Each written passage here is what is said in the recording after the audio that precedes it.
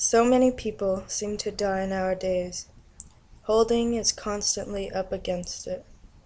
They might be resting in peace, but he never gets a moment of it. If the terrible truth be known, most of the people are not at peace anyway, at least not when they first arrive. It takes quite a bit of talent and ingenuity on the undertaker's part to talk to them into being dead. Some people are just not prepared to go through with it. Sometimes he resents the time it takes up. He is not paid to be a counselor.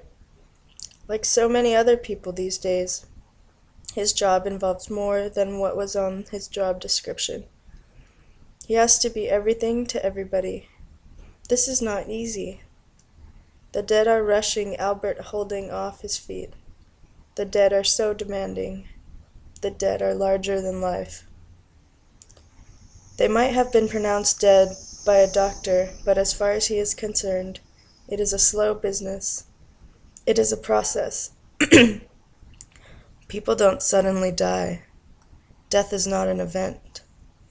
Not even when they have suffered a heart attack or being in an accident do people die suddenly. There is a life long after the heart has stopped beating. Of this he is certain.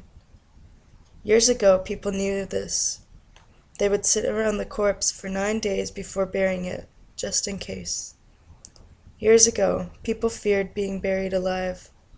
Death is not the finite moment that we are told it is. Death is the infinite moment. People want to believe that death is quick because they are scared of dying to the rigid core of their being. But the truth is that death messes about, prevaricating,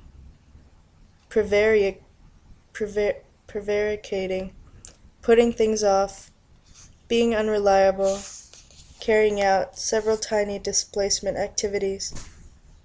Out with the dustpan and brush, the polish, the big yellow duster.